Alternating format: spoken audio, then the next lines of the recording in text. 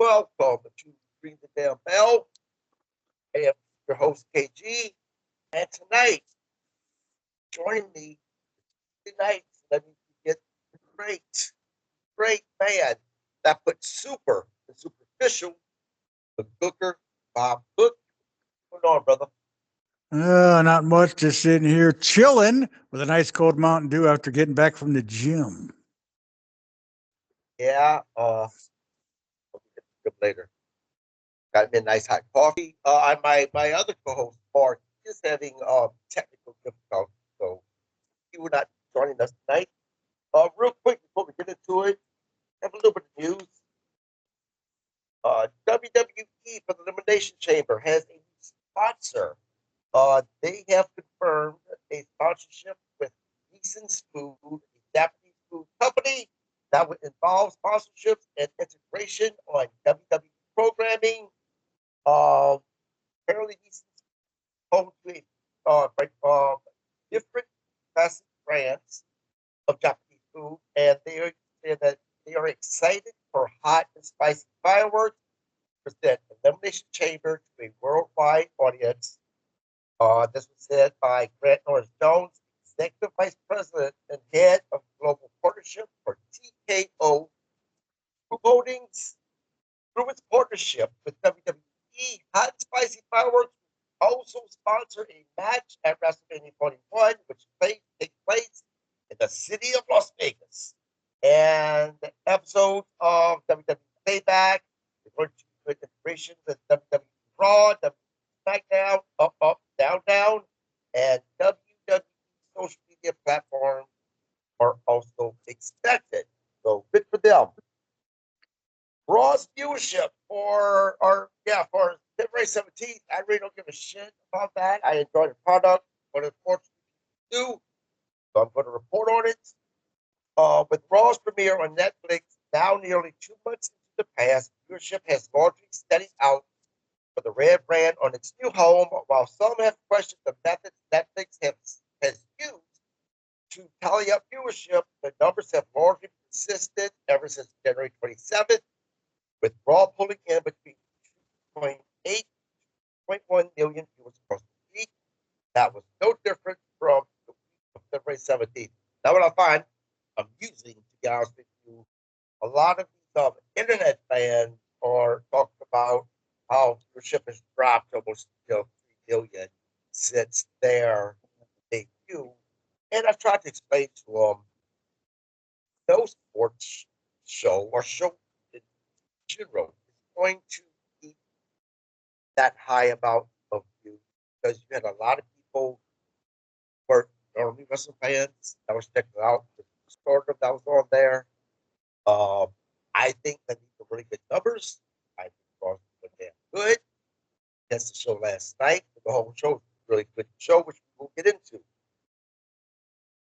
Now for some boring news. Apparently there is the amended shareholder lawsuit. It's questioning whether or not WWE internal investigation into this McMahon, while WWE remains a defendant in both the Janelle Grant and Ring Boys lawsuit. Another legal matter may soon be taking up their attention after a class action shareholder found against WWE in Delaware has resurfaced. Among the claims in the amendment suit for the former WWE chairman, Mr. McMahon, um, they're saying that he manipulated the sale process when WWE went with the sale to Denver TKO in order to maintain a position of power within WWE. So they're saying that this McMahon manipulated the sale so he could stay in power while TKO owned WWE. This includes the WWE board 2022 investigation of McMahon's hush money payments to cover up various allegations, which may be among the most explosive parts of the claim. Man, this is just going to be going on forever. I mean, they're actually going to have to step through the band as well, but I just like getting all that shit that's boring news. I figured I'd mention it just for the fact of it. Um, Now, some funny news. Matt Hardy has said that You'll be surprised if Booker T and Bubba Ray Dudley or Bully Ray Dudley does not get into a fight during LFG because they're really two big personalities. I'm really disappointed, Bob. So A&E, I was able to watch the first episode, and I thought that was free. Apparently, I have to pay for a subscription for the other episodes. So I have been trying to find a way to stream them. I know you watched this past week. How was it? I liked it for what it is. I don't understand it exactly, but I liked it for what it is. By the way, you're breaking up really bad tonight. I don't know if it's my problem or your Am I? problem. No, it's probably my problem. Hold on one second. Let me It's all our problems because it's a problem. All right, how is this? Oh, it sounds better. Good. Good. Yeah, I actually met that kid, BJ Ray or whatever the hell his name is. Oh, the obnoxious kid? Yeah, and he's truly he's a D-bag. Wow. He's cocky, he is uh arrogant, but I hate to say it, I think he would make an amazing heel.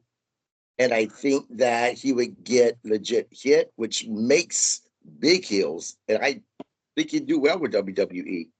As long as he was able to keep that under control backstage. That's the That's the thing. problem. If he can't, he's nothing but a headache. The last people you need is a guy like that because he brings the whole locker room down.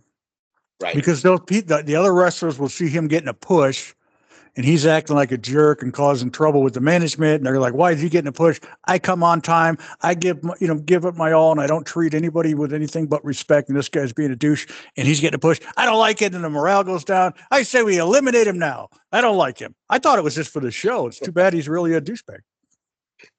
Um, One other thing I want to remind everybody of the autism awareness fundraiser. It is Dylan's annual autism awareness fundraiser. It has been held in Navarre, Ohio, and we have Mike Knox and Trevor Murdoch taking on uh, Congo Kong and Papa Dingo. Lots of other great people on the card. Baby Doll and Scotty Riggs from WCW is going to be there for a meet and greet. This is for a really good cause. My wife and I are going, and we'll be out there. I am no way, shape, or form any type of a legend, but if you see my face, come say hello to me. Let me know that you heard about me talking about this. And the other thing, check this out. The Cauliflower Alley Club is a great organization. It's a nonprofit organization. Bob is involved with it. It is something that you can feel good about being a part of because it's going to help the very athletes that a lot of us grew up watching. I feel great wearing this shirt when people ask me what it is. I'm so excited to tell them about it because it's something that I believe in. A lot of these guys that make the money like they make nowadays, and sometimes they just need help. This is exactly what they do. And what's more awesome is that fans can actually join this. It's only $36 a year. There's different other packages that you can purchase. I got the one that was $36 a year. I can renew it every year because that only equals out to 10 cents a day. That's it, guys. So if you're passionate about professional wrestling, if you want to pay tribute to those who paved the road for a lot of the guys we have today, join the Cauliflower Alley Club. That way, you know that your money is going to something that you believe in, which is professional wrestling. And again, to help a lot of these guys of yesteryear who may need help. Bob, tell them where can they go to join. CauliflowerAlleyClub.org. And guess who just joined with a lifetime membership? The daughter of the legendary boxer Archie Moore. I thought that was cool when I got the message. Like, That's whoa, hey, very, Archie Moore, that's badass. that's really, really, really cool, actually. So yeah, guys, like I said, this is something that you guys can be proud of. It's super cheap. Go check it out. There's awesome shirts there. I got mine from there. So yeah, let's get into this recap. Last night Raw, I didn't mind. I think that it went fairly quick. I didn't mind the 2.5 hours last night. What were your thoughts? It was actually 2 hours and 40 minutes, I believe. Okay. But I thought it The was good. I only could do without all the issue, talking. I could do without the backstage crap, but other than that, it was good. yeah, the only issue that I had last night was with Netflix. Um, Oh, it kept on kicking us out for a while. I wow. had to go back and watch a lot of the stuff that I had missed last night. So we'll get into it as soon as I find my. Here we go. That's the one thing I'd like to find out. People are complaining about the ratings. People aren't watching like they did after the first episode. But how many people kick back, whether it's today, tomorrow, later in the week, and watch it then? I'd like to know those numbers added on to the original numbers of the live broadcast. We'll never know, but who cares?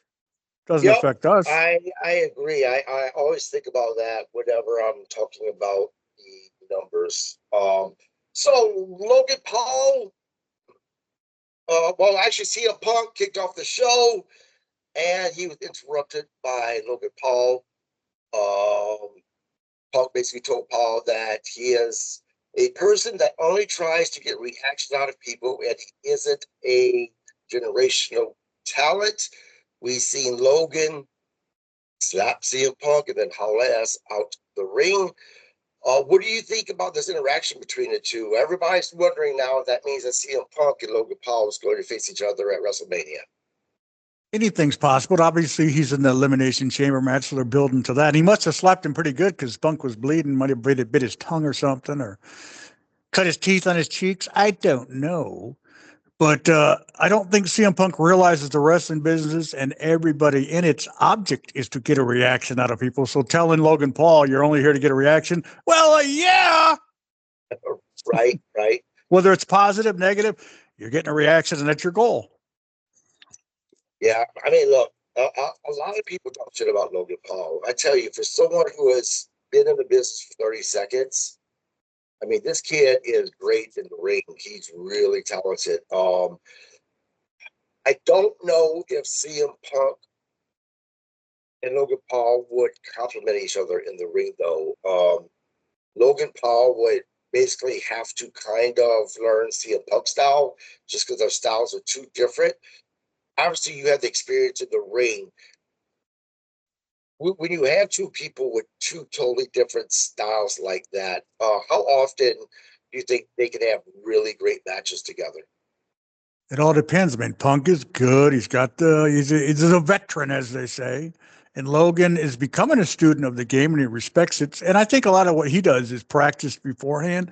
So they would probably practice beforehand the match they're going to have, and it would be okay, especially by the fact it's the only time we've seen it, as opposed to multiple times we've seen Sami Zayn against Kevin Owens, and this guy against that guy, and this girl against that girl. It would at least be a first, whether good or bad.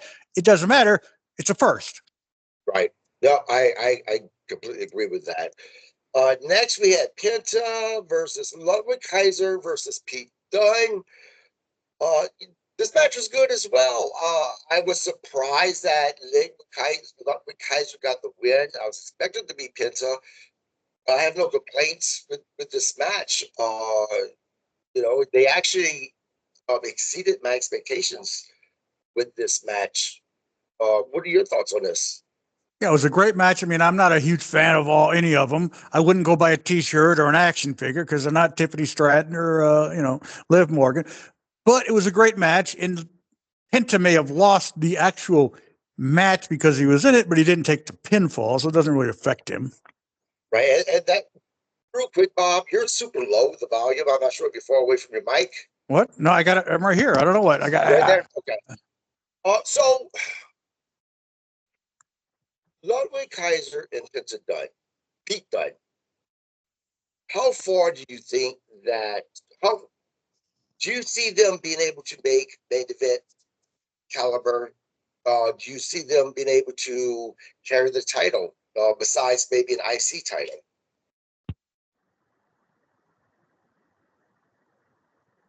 All right, I must have turned it off. I was trying to figure out why. Ask me that question again, please. Yeah. Along with Kaiser and Pete Dunne, do you think they've already reached their glass ceiling, or do you think that they potentially could go on to be world champions? No, not at all. Kaiser reached his pinnacle because he's Tiffany Stratton's boyfriend. Am I right? Am I right? I hate the guy. Yeah. How much higher can you get uh, than that? I think I can see them maybe carrying an IC title, but I think that's the furthest that they will probably go. Even Penta, honestly, I'm a huge Penta fan, but I just don't foresee him being a world champion with WWE. No, but he's a good character, and I'm sure the kids love him. And can you hear me okay? I don't know what is going on, but Yeah, you're still low, but I can hear you. I don't understand it. I can't yell. Am I going to yell? Should I yell? I don't No, it's wake up okay. people.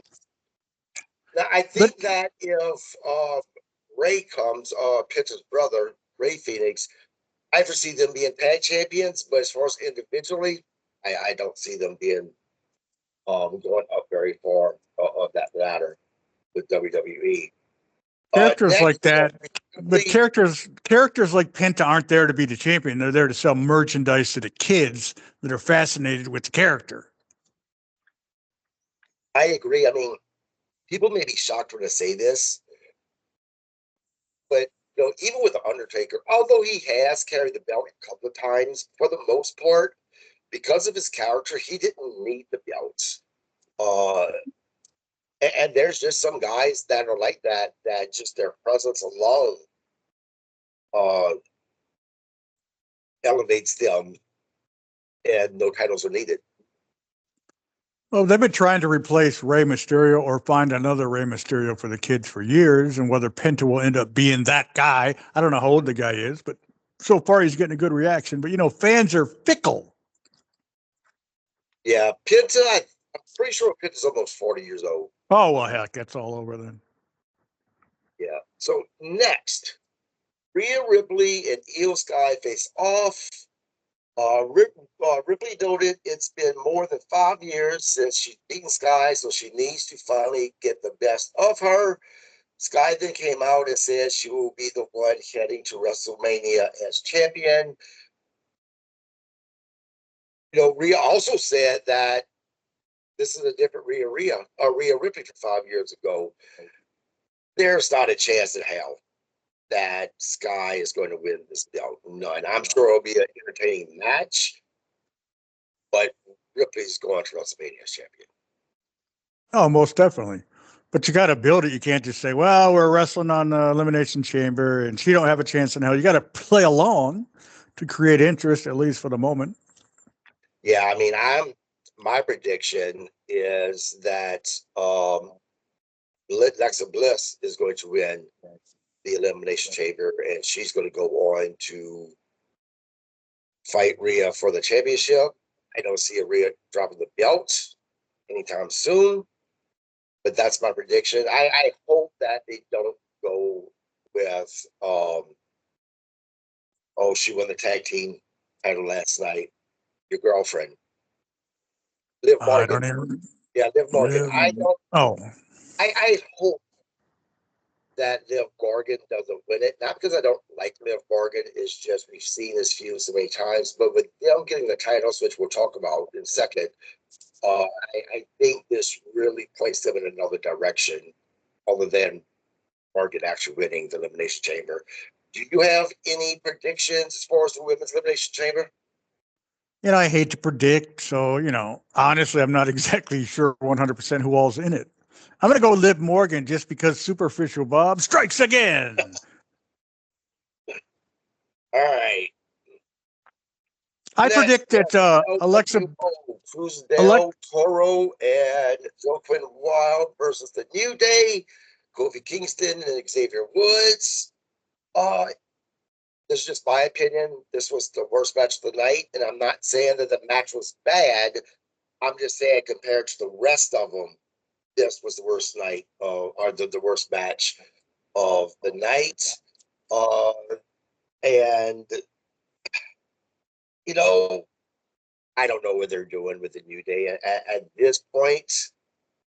I I probably would break them up, to be honest with you, because I just don't see them going anywhere. They've squandered that heel turn, in my opinion. They waited too long for it, and I mean they're fighting the LWO for the love of God. Out with the old, in with the new. That's what I say. Yep, yep. And again, it was a decent match just compared to the other matches. I just don't think that it was even comparable.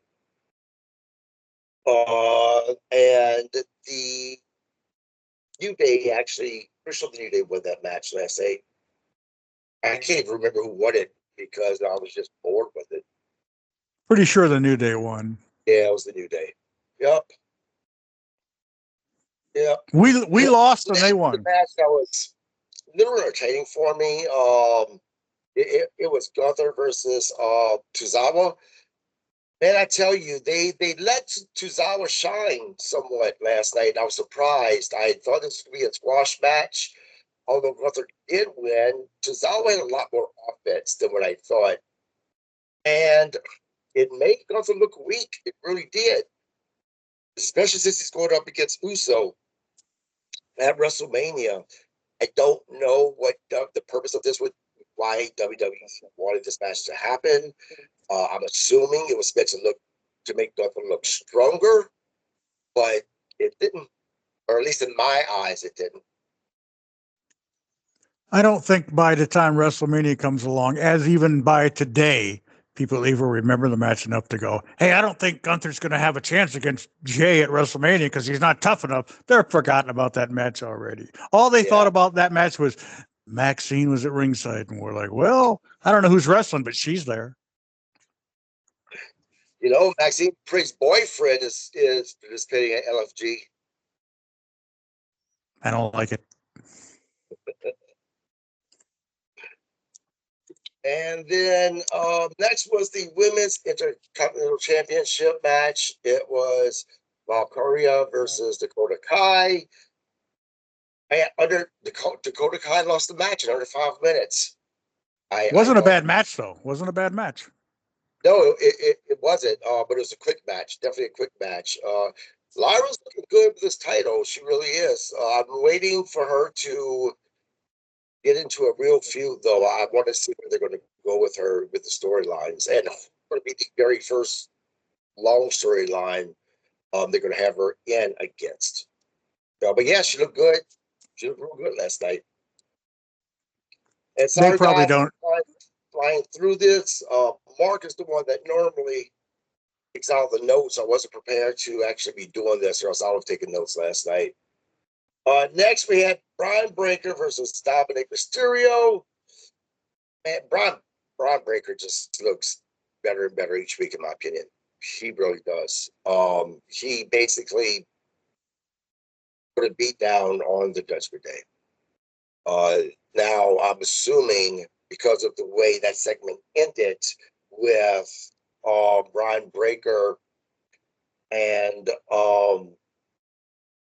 Balor staring off at one another, and Balor having that big old smile on his face, that we're about to get a Brian Breaker and Finn Balor feud.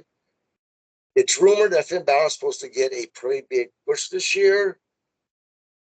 I really hope that they don't take the title off of Breaker and give it to Balor, only because that title needs to stay on Braun's waist for quite a while to make that title important. Because after Gunther had it, Gunther made that title important again. He had it for over a year. He broke the record. So the longest reigning IC champion. And then Zayn got it. And then Zayn only had it for a short time. And then Brian Breaker had it. Then Brian Breaker had it a short time. He lost it to Uso. Uso had it for a short time. And then it went back to Breaker. It needs to stay on Breaker. Or am I completely wrong with that thought process?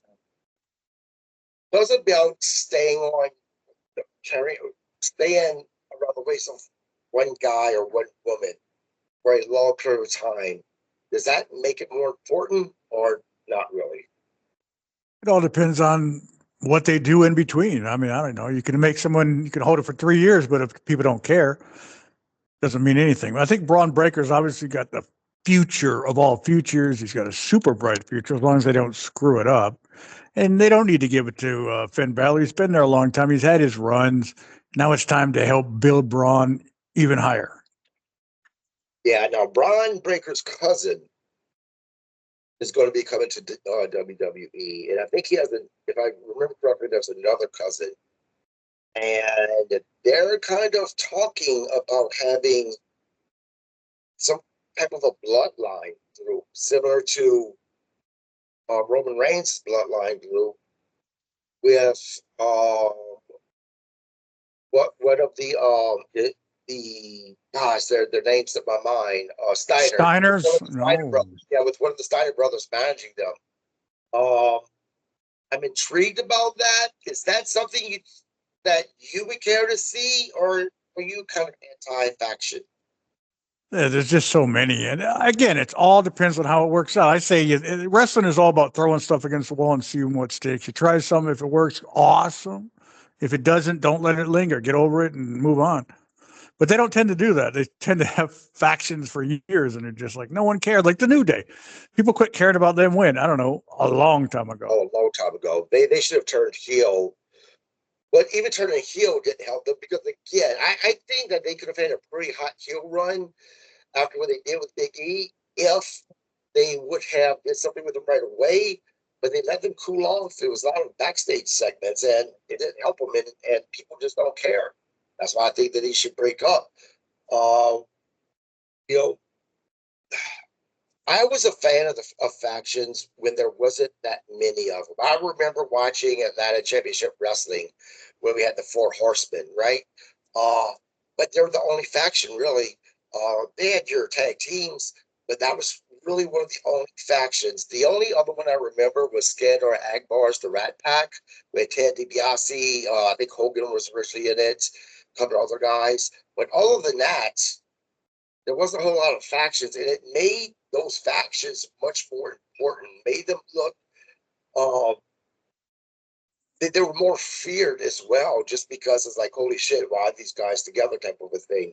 So I agree with you. There's way too many factions now. AEW is the worst about it. But a lot of it has to do with just putting people together to justify a paycheck. You know, if you got like 6 factions and there's 4 in each one, there's their TV time. There's not possibly enough TV time to put each person in a singles or a tag team match, which in reality, they should just call them in a room and go, hey, we like you. You're a nice kid. You're fired. Yeah. Cut your losses. Instead of factions, fire. Yep. Next, we had Cody Rhodes appears. Then Seth Rollins comes out. Cody was given his normal rah-rah promo. Seth came out. Rollins said that he was excited at the chance to face Rhodes WrestleMania 41, but he said he came out to ask what the hell Rhodes, what was Rhodes thinking? He recalled the struggle they endured last year against the Bloodline, against The Rock, and it's a slap in the face of Rhodes if you consider The Rock's offer. Seth said that you should have punched him in the mouth, basically, right then and there. Then Rhodes reminded him that, Seth Rollins was the one after Rhodes tore his pectoral muscles when he was leaving, that Seth attacked him from the back. Then he went on to another basically kiss ass promo. That's the way I took it. Rollins tried to give Rhodes a pep talk by telling him he wants to face the champion that came back to the company, took him through battles 2022 and dethroned Roman Reigns last year. I just don't think that's happening. I don't think that Seth Rollins is going to win the Elimination Chamber, in my opinion. We will see, though. I'm not the booker or the creator. So I thought it what was do a you think great. about the segment? I thought it was a great segment, though. I mean, the back and forth was really good. Yeah. Although I Man, would say that go ahead. Seth needs to fire his wardrobe guy, girl, him, he, the Lee. I don't know what their name, but he needs to fire him, and that's probably him doing it. But ridiculous outfits. Probably people pay him to put their product on him for the Raws. Yeah, I always said that he got his outfit from his wife Becky Lynch's wardrobe. Yeah, some of them are just ridiculous. How are you supposed to take him serious? I mean, he goes out there and cuts an awesome promo, but he's dressed like I don't know what. A Yeah, you reject know from what, Studio 54 back in the 80s. Bob, I want to bring out. I'm going to mention a name to you, and this is a guy that was extremely flamboyant, but I still, like many other people, love seeing this guy, and that was Adrian Streak. Now he No, came out very flamboyant. Are you a fan of his? no, No. no. He was a nice guy. I met him a few times, but I was never a fan. He wasn't the greatest pro wrestler. I heard he was a shooter, but that's not pro wrestling. When the bell rang, he wasn't the greatest wrestler. He was like 5'3" tall. Never was a fan. I don't disrespect him. I respect him for what Right. he did and what he accomplished. And he did that gimmick in an era where, people would get more heat because people hated those type, people. Right. Not that there's anything wrong with that, even though he wasn't really the way he portrayed. But I just never cared for the character because he wasn't that great when the bell rang. Yeah, I don't know. As a kid, there's just something that intrigued me about him, and I'm not sure, but I As know a I kid, yeah, I mean, but I remember watching him before they put out that glam makeup on, where it's just him without the coat, and he was just basically this badass New Yorker, and then with the gimmick that he, I don't know. I think I was both confused about how can he go from here to here and intrigued. But yeah, I watched a documentary and a couple wait, things. are you talking about Adrian Street or Adrian Adonis? I'm sorry, Adrian Adonis. Thank you, Adrian Oh, Adonis. yeah, because I was a Yeah, huge fan of Adrian Adonis. I didn't like the gay gimmick as adorable Adrian, but Adrian Adonis, because you mentioned the badass New Yorker. I'm like, Adrian Street was like from England or something. I don't know. But right. Adrian Yeah, no, Adonis as the leather clad, he was awesome. yeah, One of the best. yeah, yeah. Now, what I didn't know was the accident that he was involved in that unfortunately took his life. I did not know that Rocky Maivia, the Rock's dad. I didn't realize that he had a brother, and his brother actually witnessed the accident. Hmm. Oh, Must Yeah, Ricky Johnson. and I can't remember the gentleman's name, but he looks just like Rocky Senior, if you will. It's Ricky Johnson. Is Ricky Johnson's his name? Okay. Yeah, I'm Okay. friends with him on Facebook. I think he lives in Canada still. I'm not sure. I Yep, think. yep, yeah. He was in Canada. Uh, it But how did he witness it though? Was he in the car or did he just come? no, Was he he was following the guys? behind the van. Oh, okay, okay. Followed behind the van, and unlike a lot of the rumors, alcohol was not involved in the accident at all. Oh, that's what I heard of. They tried to dodge a moose or something. Yeah, they tried to dodge mooch. Yeah, they dodged. They tried to dodge something in the road, lost control, hit a tree, and there was only one survivor. I think it was 3 or 4 guys, but Yeah, uh, yeah. was Going back to you said his name was Ricky, real quick. Why is it didn't we hear very much about him here in the United States with wrestling? Did he mainly just wrestle in Canada? I honestly didn't really know a lot about him until he was a friend on Facebook and started mentioning that Rocky was his brother. I knew Rocky really well. He used to come to all our Legends lunches in Tampa and sit right in the front, and he was just a great guy. But I didn't really know who Ricky was either. No disrespect to him. I just wasn't that aware of him. Right, right. Yeah. Yep. Not everybody shines. Maybe he had a real like Dean Malenko, in my opinion, is the greatest wrestler I ever been in a ring with. His brother Joe is fantastic too, but Joe didn't do as much as Dean because he was a pharmacist and actually lived a more normal life later in life and didn't pursue the wrestling as much as Dean did in America.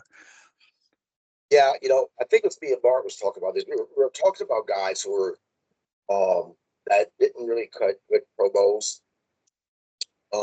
And we started talking about Dean. And it was one of those things that people like Dean Malenko and Chris Benoit, they didn't need to cut promos. That's how good they were in the ring. Their matches literally said everything you needed to know. Dean Malenko, I remember watching as a kid. Now, he was known, the number may be way high, but it was something like 1,001 moves or something like that.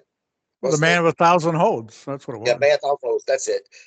Yeah, and I think you might have liked it. I posted a match with him.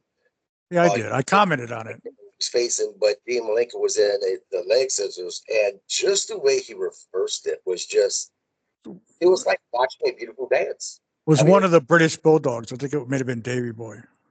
yeah, I You mean, go it's watch, like look that. up matches Joe and Dean Malenko against the Funks or the Bulldogs in Japan. Unbelievable. Yeah, but look that up. Absolutely. Back to the recap. The main event of the night, the women's tag team champion match. Bianca Belair and Naomi versus Liz Morgan and Raquel Rodriguez. I'm going to be honest with you. Uh, all four of these women are very talented women, but they're not high on my list as far as you know, wrestlers that I'm huge fans of. For whatever reason, I just don't connect with them as far as their storylines right now. But for phenomenal wrestlers.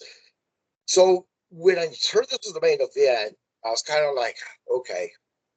And man, I am so glad that I didn't walk away from the TV and use this as a bathroom break or anything like that, because this was absolutely the match of the night. Yep. And holy shit, these women went last night. It took you on a roller coaster of a ride emotionally. Each time you thought that the other team was going to lose, you were ready to be like, and then they would kick out. And normally I'm not a big fan of a whole lot of false finishes, but last night was just exciting and phenomenal. I can't say enough great things about this match. I agree. It was a great match. And a lot of that has to do with the fact that they say, okay, you guys are given 20 minutes, and Michael Hayes, I'm not saying he did it, is your agent. A lot of that has to do with who the agent is and how they're able to put the match together, because it's different than my time. In my time, they'd call us in the room with Magnum TA, and Mike Graham, and they'd say, okay, Bob, you're wrestling this guy, and this is how it ends. Boom. The rest of it, you guys had to work out amongst yourselves. Whereas nowadays, they have experienced veterans like the great Michael Hayes who help put the matches together. And so that has a lot to do with it. And the girls are able, they've been there long enough, so they're all seasoned veterans in their own Oh yeah, rights. So they're able to go out there and again, they've been doing it for so long. And a lot of that has to do with the agents that put it together. Whether yeah, it's 100% last night or not, but it worked. Once in a while, it just works. yeah. Like I said, it was great. We ended up seeing new tag team champions, Liv Morgan and Raquel Rodriguez, with the help of Dirty Dom. He interviewed quite a few times. There was times that we thought that Bianca Belair and Naomi would overcome it. Ultimately, it became too much. Naomi's the one that took the pin. Now, let me address. I didn't know if I wanted to bring this up or not, but it annoyed me so much that I'm going to. So, some of your quote unquote internet fans were crying and moaning that this was their last match in February, which is Black History Month, and that Triple H should have took the title off of blah blah blah. Oh my God, God. what a fucking storyline! Are you serious? Maybe the title was taken off of them because maybe, just maybe, Jade's about to come back, and obviously there's going to be a storyline between them three and Jade, so they had to take the title off them, put it on two other girls that can actually dedicate and get the storyline about them defending the titles. Some of these fans are just fucking idiots, man. Yeah, could you imagine sitting there and going, hey, I just realized something. That was a hell of a match, but it's Black History Month and the black people lost. Oh, Triple H is evil. He's racist. Oh, you people are idiots. Just enjoy the show. I'm going to go right in there. I like to strangle them all. Yeah, Nope. yeah. Oh, but now that I got that out of my system. Yeah, it was a great show. I think that it was the right call. If Jade is coming back, now the big question is going to be, who's the one that attacked Jade Cargill? Was it Naomi? Was it Bianca? Was it both? Was it not? Was it none of them? Don't know. I don't want any spoilers because this is something I've been looking forward to. I think that has potentially to be a really good storyline. Because let's remember, as of yet, Jade Cargill has not had her shoulders pinned. They lost the titles when it was her and Bianca, but it was Bianca that took the pin, not Jade. So Jade is still undefeated. So will we see a match with Bianca or Naomi and see Jade take her first pin? Don't know, but it's going to be interesting. No. They should not let Jade lose yet, I don't think. But what do I know? I like Jade, so hey, Yeah. I'm in her corner. Now look, this isn't me saying this is what they should have done. This should just be being a fantasy booker last night, right? If I was the booker of this match last night, the one thing I would have done different was at the end of the match, after they lost the belts, Jay music hits, Jay comes out, stops right at the entrance, and then you have Morgan and Rodriguez with this holy shit look on their face. They'll land Naomi, same thing, holy shit look on their face, and go off the air, leaving us wondering which of these four girls attacked her. What's going to be next? Again, fantasy booking. I am not saying they should have done that. I'm not saying that they did a bad job last night booking this. It was great. 100% great. They know what they're doing. I don't. But in my own fantasy world, that's kind of what I would have done. I mean, who knows what Jade's real life situation is? So who knows when they're really going to bring her back? Could be WrestleMania. It could be Saturday. It could be next week at my house. Oh, wait a minute. Does she have my address? Somebody get her my address. I did read on, so, and I should have said this, I get all of my news from Wrestling Inc. They seem to be legit. I don't read some dirt sheets, but they, according to Wrestling Inc., Jay Cargill has been released. She was really injured. She has been released. She's back at the WWE headquarters, wherever they train and whatnot, waiting for the word for her to make an appearance. So I The think it's going to Performance be, Center. It's the yeah, was that Performance Center in Orlando, Florida. Performance That's what Center? it is. Yeah, the Performance Center. I think it's going to be soon. I think it's going to be at Elimination Chambers, but you're right. It could be at WrestleMania. It could be next week on Raw, not at your house, on Raw. Well, it's at my Oh, house, sort of, on Raw, Well, let me just say that when she comes back, she better come back in shape because I'm going to deal with that out of shape Jade like before she left. I'm just kidding. I know. there's no way possible I can see her coming back not in shape. I know. I was just kidding. Um, but yeah, that was the recap of Raw. I would give it a B plus last night. Yeah, definitely. Yeah, I could have done without some of the backstage goofiness, but overall, good show. Yeah, yeah, I think I was and more in the mood to watch wrestling last night too. yeah, and there was a lot more happening backstage than I went over. Again, my Netflix was cutting in and out. It was terrible, so I missed a little bit of it. I read a lot of what happened. A lot of the backstage stuff was just space fillers and all it was. The one thing I did mention though that I probably should mention is Sami Zayn and KO back cutting promos, and it's basically the same thing. It's different this time. Taking it too far. It's my career. Blah blah blah.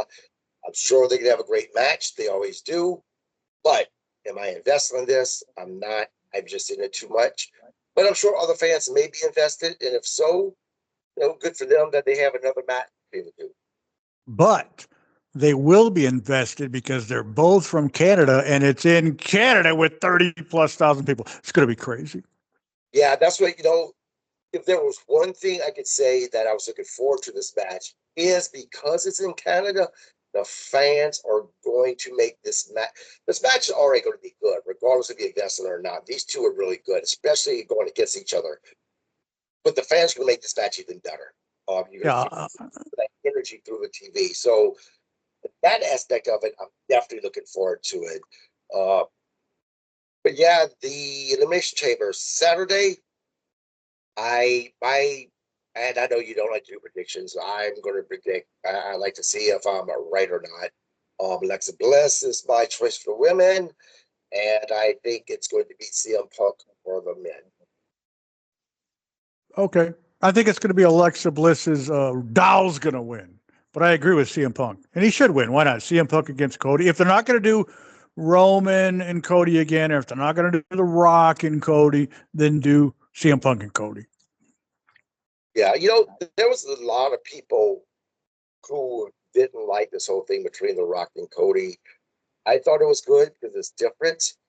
I think that I'm hoping that Cody turns heel at on Saturday, just because I love a heel Cody. Cody Rhodes is good as a babyface. He's doing great. I just like a heel Cody. That's just me. But that's gonna be interesting to go with this. Do you know who loved The Rock last Friday night? The USA Network, because it got its highest rating since it moved to USA, since SmackDown moved to USA. They loved it.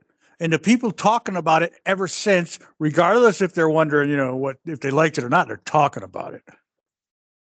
Yeah. Now, why don't wrestling fans watch something and go, hey, this is interesting. I'm not sure what's going on, but I want to know. I think I'll watch next week and find out more. Right. Well, it's crazy to me that these people who hate WWE or who hate AEW, yet they watch it every week. Oh, I don't understand that at all. It's like you want to watch something just to bitch about it. That drives me nuts. But I know what you was excited about on SmackDown. Oh, yeah? What was that? Tiffany Stratus wardrobe malfunction. See, I didn't see that. I mean, that happened, obviously it happened during the show, but I didn't catch it while it happened. Yeah, it's obviously been all over the internet. You can see it. And, one thing interesting about that match that Tiffany had, because I didn't realize she had a wardrobe malfunction until after the fact. And it was even after we did the podcast recapping it, I had made the comment that she just seemed really off Friday. She completely missed Naomi when she tried to do that back flip out the ring. She tried to throw her opponent into kind of the barrier that separates the ring and the audience. Almost botched that one. So I'm like, what is going on with her? And then I found out about what happened with her wardrobe, and I'm like, that's it. I think that she may have gotten into her own head after that happened, and she might not have been as focused, because we know Tiffy's good. We've seen her plenty of times. I maybe thought that it was the nerves getting to her, because it's her big match, her dream match at WrestleMania with Charlotte Flair, but I don't think it was. I think it was the wardrobe malfunction, which honestly, Bob, that relieves me, because I would rather her be a little off because of something like that happened versus being nervous about WrestleMania and those nerves making her mess up. So I'm pretty confident that she's going to deliver on that match WrestleMania, now that I know it was the whole nippy thing. Got a little nippy. It was nippy time. Yeah, I don't know if that would really mess you up, though. I think it was more just every once in a while you're off on your game. Happens. Did Naomi not catch her, or did she miss Naomi? Because I saw someone did that on a show, and there was two of them. Like Nia was there and someone else, and they missed somebody. Was it that match? Yeah, it was Johnny Gargano's wife. The one that is with Naomi all the time, little tiny thing. I have a bad memory sometimes. Naomi? Oh, yeah, I get these people mixed up. I'm about to tell you right now who it is, just because that was going to bother me. It was.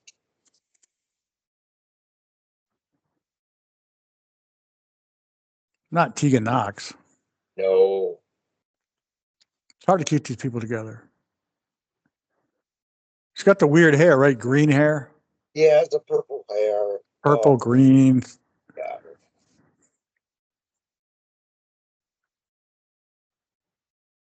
Can't remember either. That's a shame. She must be real important if we can't remember. Candice LeRae. That's it. Yeah, Candice LeRae she missed both of them. And I was actually really concerned for Tiffany because the way she hit, it looked like, so she was trying to sell that that Candice had injured her arm in the ring. But when she missed, it was almost like she really landed on that arm. Yeah, I saw that too. Back up and hold it a little bit. I was like, oh man, is she selling, or did she really injure herself? Because that is something I would not want for any wrestler, but especially someone that is going on to have their dream match against the person that they always have the match with at WrestleMania. That so she seemed to be good. So I hope that we don't hear anything that about her being injured because I'm really looking forward to that match between those two. I really am. Could you imagine doing a moonsault like that and having a monster like Nia Jax as your target and missing it? How is that possible? Oh, right. You're literally moonsaulting to an island. Yeah. I mean, I don't know how she missed them, but she did. I think they were too far back and they did. It was just a mess up. It happens once in a while though. Can't overthink it. Yeah. Yeah. Now, with Candice LeRae, like I said, she picked up Candice LeRae. It was like she was supposed to give her kind of a bomb, against the black padded railing or whatever you want to call it. And she just about missed that railing as well. So I'm not sure what was going on. But you know what? It wasn't just her because The Rock, who never fumbles on the mic, fumbled a little bit on SmackDown. So something must have been in the air, But regardless, it was still a good match.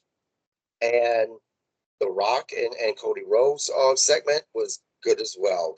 My only complaint about, if I had a complaint, it would be it could have went down to 8 or 9 minutes versus 14 minutes. But at the same time, I wasn't checking my watch either during the segment because it was very interesting and it has me very intrigued about where this is going to go. I mean, all in all, SmackDown, I gave it a D. Mark gave it a C. But yeah, I mean, SmackDown was decent as well. So I'm excited about Elimination Chamber. Really am. Yeah, I'm going to be watching. I'm going to have my Mountain Dew chilling. I'm going to have some snacks and I'm going to relax and watch it. Yes, yes. I think I'm gonna make my wife watch it with me. Oh, She doesn't like wrestling very much. oh, what'd she do to you? Recap, man. Do you have anything that's going on that you want to tell the people about?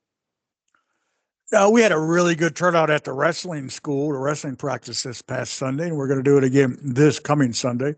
Hopefully, they'll turn out again, and we'll see. I don't know. Cool. Other than that, No, I got nothing going on. what part of Florida are you in? Inglewood, which is about 30 minutes south of Sarasota, Okay, because my hour wife north and of I, Fort Myers. a couple of weeks, we're going to be going through Florida. So Oh, I'm going to see how far from Inglewood. Maybe we can have lunch or something. oh, I don't usually get up at that time, but okay, we'll see. Oh, well, maybe we have dinner or something then. I'll buy you dinner. How about that? A light dinner? What are you crazy? Yep. So anyway, yeah, guys, that's the recap. We will be back on Thursday for the recap of Dynamite. We won't be doing a recap of SmackDown on Friday because we're going to be the Saturdays the PLE, but we'll go back on Sunday to do the recap of the PLE, which we're excited about. Until then, guys, you guys have a Hey, great. wait a minute. Yeah. What about next week's show? The legendary B. Brian Blair. The legendary B. Brian Blair with B. Brian Blair with the Killer Beast, president of the Cali for Alley Club. It's going to be right here next week. Absolutely. B. Brian Blair is going to be actually recapping Monday Night Raw. So not only are we going to have one legend, we're going to have two legends on. Uh-oh. And Yeah. excited about that. So excited about that. Thank you for reminding me to plug that. I'm getting old, man. Old brain. Well, how old are you? How old are you? 52. Oh, I was 52 once. 10 years ago. Yeah, 52, and I have so many things going on in my life that I get into. I'm not one that can just stay sitting down. That I have Oh, my brain, and sometimes I get absent-minded. But I, yeah, be Brian Blair next week. Doing a recap of Monday Night Raw. That is something that everybody should watch. That means you guys should subscribe to my YouTube channel. After that, I have Casey Thompson coming on Monday. I know Casey. He was involved with WCW and WWE. He's actually been in the ring with people like Steve Austin, That's going to be a great interview as well. And then I have Mr. Herb Simmons coming on. You want to talk about a wealth of knowledge in professional wrestling. He's been involved in professional wrestling for 50 years. He has seen a bit of it all. He's actually the mayor of the area that he lives in. He has been given awards, a Lifetime Achievement Award, I believe it was, for what he did in St. Louis, Missouri with professional wrestling, bringing it there. He is a great, great guy. But until then, guys, you guys have a great rest of your week. Bob, thank you, sir. We'll be talking during the week as always. Again, have a great week, and we'll talk to you guys later. See you soon.